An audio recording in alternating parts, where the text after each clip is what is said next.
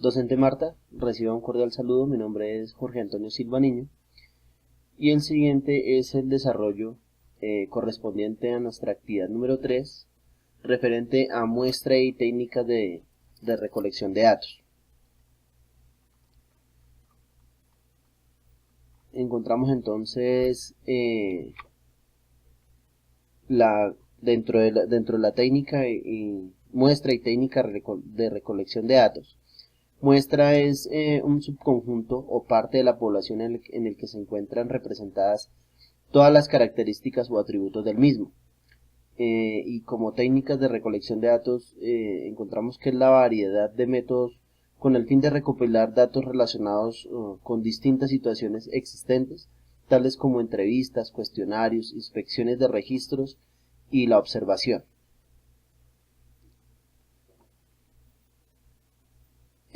La etnografía. La etnografía tuvo su origen y se desarrolló como método de investigación a partir de los trabajos de Milnowski y Mauss. Aunque comprende varias técnicas de recolección de información sobre una sociedad, la observación tiene un rol fundamental. Aconsejaba que se escribiera solo lo que uno sabe, todo lo que uno sabe y nada más de lo que sabe. En busca de la objetividad y la exhaustividad, recomendaba que la etnografía, como estudio en profundidad, debía practicarse viviendo en la sociedad estudiada de 3 a 4 años. La característica propia de la etnología es que se basa en un trabajo de campo. Las fases de la etnografía son la exploratoria y de reflexión, la planificación, entrada de escenario o el inicio del estudio, recogida de análisis de la información, retirada del escenario y la elaboración del informe de investigación.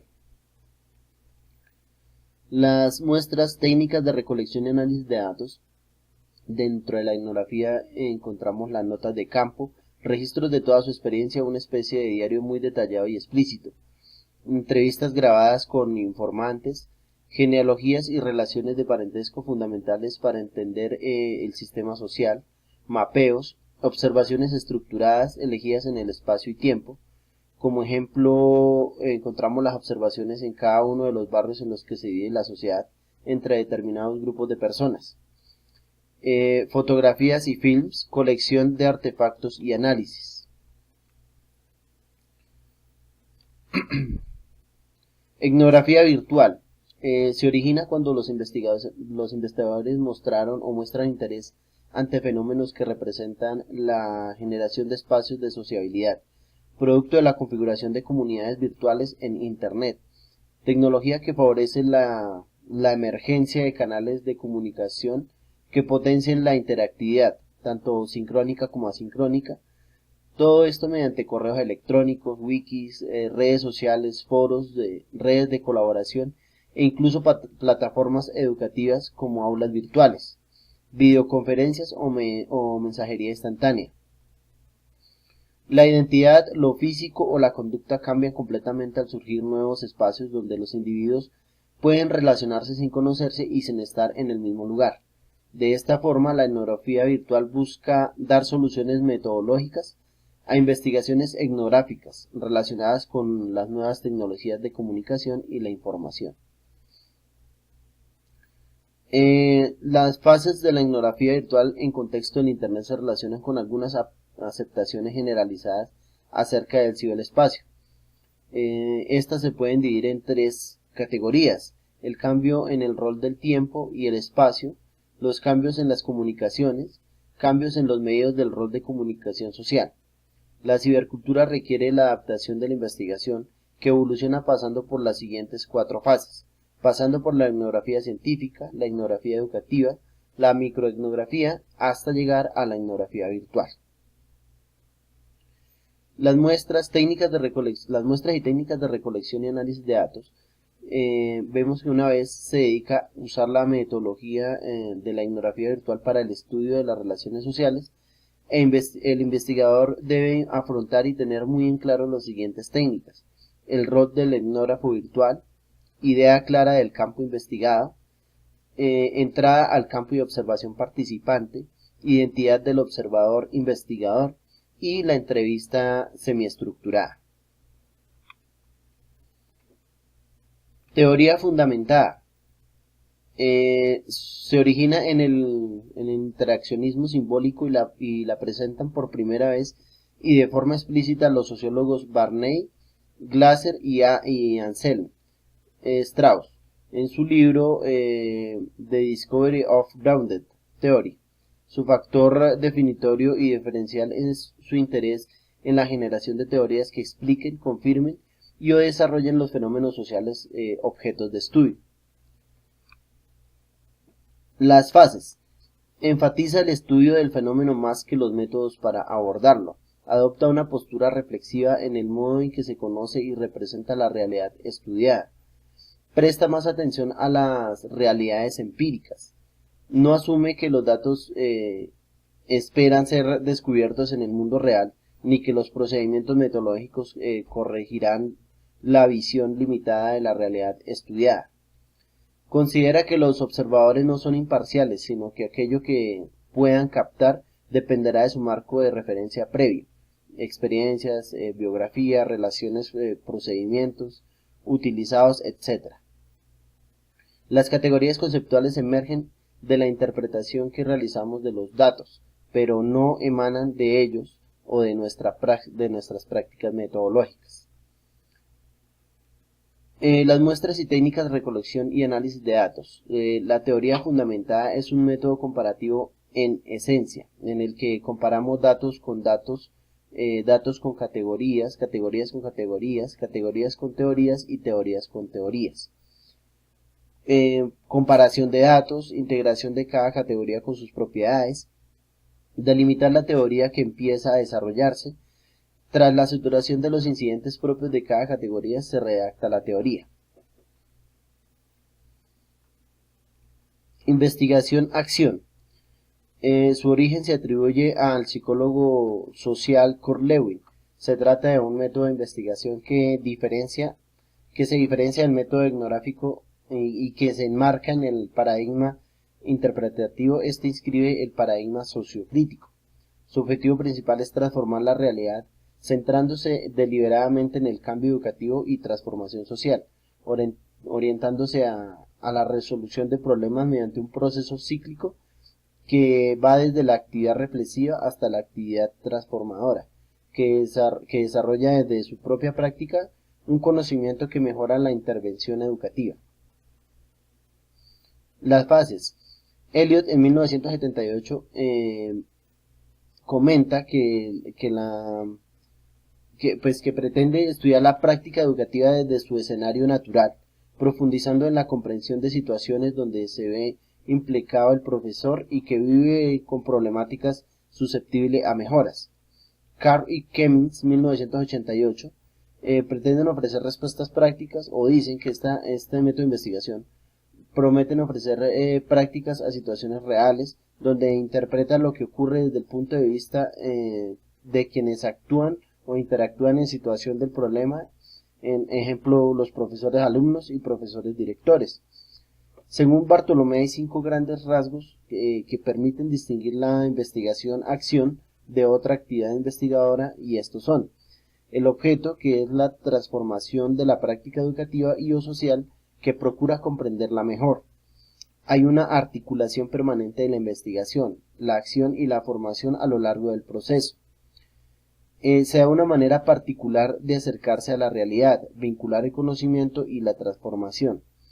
El protagonismo es de los educadores e investigadores, y hay una interpelación del grupo. Las muestras técnicas de recolección y análisis de datos están dadas en el proceso social, el cual estudia la relación entre lo individual y lo social.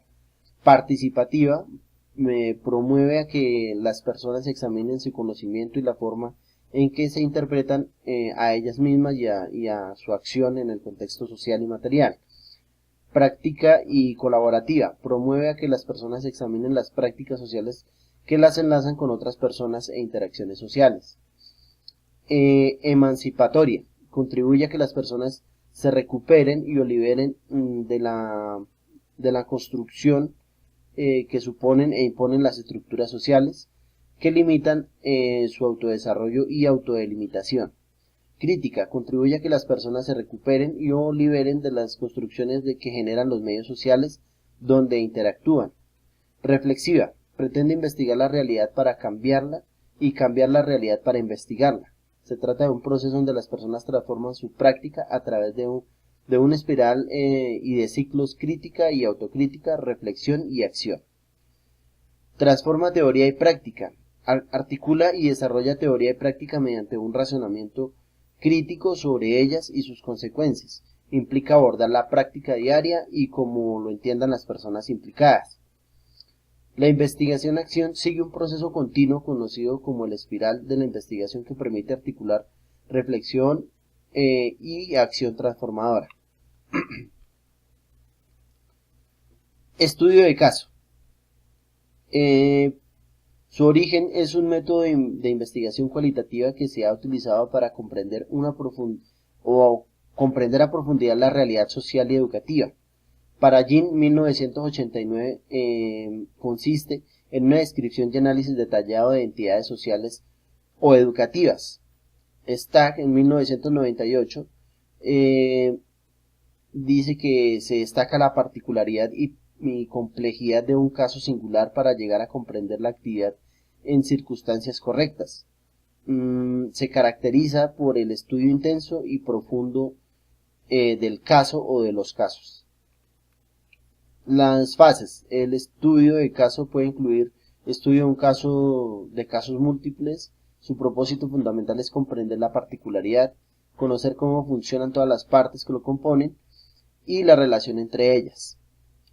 Puede ser de una manera de profundizar un proceso de investigación a partir de los primeros datos analizados. Es apropiada para investigaciones a pequeña escala en un marco limitado de tiempo, espacio y recursos. Es un método abierto a retomar otras condiciones personales o instituciones diferentes. Es de gran utilidad para los profesores que participan de una investigación. Favorece el trabajo cooperativo y la incorporan de distintas ópticas profesionales y lleva a la toma de mejores decisiones. Las técnicas muestras y técnicas de recolección de datos. Tenemos que está compuesto por unos objetivos y características las cuales permiten realizar un buen estudio del caso, mediante lo explorativo, lo cual son los resultados que pueden ver usados como una base para formular preguntas de investigación, descriptivo, ya que ayuda a describir y comprender mejor un caso en particular, explicativo, ya que orienta para facilitar la interpretación de un caso, particularista, se caracteriza por un enfoque ideográfico orientado a comprender la realidad. Diferencista, ayuda a diferenciar las partes que componen el todo. Heurística, desarrolla una estrategia encaminada a ayudar a la toma de decisiones. Inductivo, se basa en el razonamiento para así generar hipótesis y poder descubrir relaciones y conceptos a partir del sistema minucioso donde tiene un lugar el caso.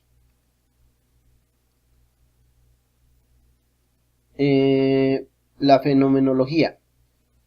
Las raíces de la fenomenología se sitúan en la escuela del pensamiento filosófico creada por Husserl, 1859-1938. Es una ciencia rigurosa de carácter contemplativo que se destaca en la énfasis sobre lo individual y la experiencia subjetiva. Las fases. Para Bahnemann, en 1990, las tareas de la investigación fenomenológica se pueden resumir en el estudio de la experiencia vital del mundo y de la cotidianidad. Explica los fenómenos dados por la conciencia. Se cuestiona por la verdadera naturaleza de los fenómenos. Es un intento sistemático de desvelar las estructuras internas del mundo de la vida. Es la descripción de los significados vividos existenciales donde procura explicar los significados de la vida cotidiana.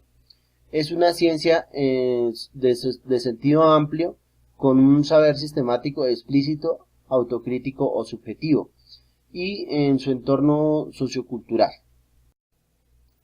Muestras, técnicas y recolección y análisis de datos. La fenomenología busca conocer los significados que los individuos dan a su experiencia. aprendiendo del proceso de interpretación donde la gente define su mundo y actúa en consecuencia. Tenemos la parte descriptiva, la cual busca lograr una descripción del fenómeno de estudio que refleje la realidad vivida por la persona y por su mundo. La estructural, en el cual el trabajo se centra en el estudio de las descripciones contenidas, en los estudios protocolos siguiendo unos pasos entrelazados, entre los cuales encontramos el primero, que es la lectura general de la descripción de cada protocolo; el segundo, la delimitación de las unidades temáticas; el tercero, la determinación del tema central que domina la unidad temática; el cuarto, la expresión del tema central que es en el lenguaje científico; el quinto, la integración de todos los temas de una unidad descriptiva; el sexto, la integración de las estructuras en una general; y el séptimo, la entrevista final con los sujetos de estudio. La discusión de los resultados. Se relacionan los resultados obtenidos con las conclusiones o hallazgos de otros investigadores para compararlos y contraponerlos, y pues para entender mejor las similitudes o diferencias. Estas son las fuentes de información en las cuales me basé para el desarrollo de la actividad. Muchas gracias.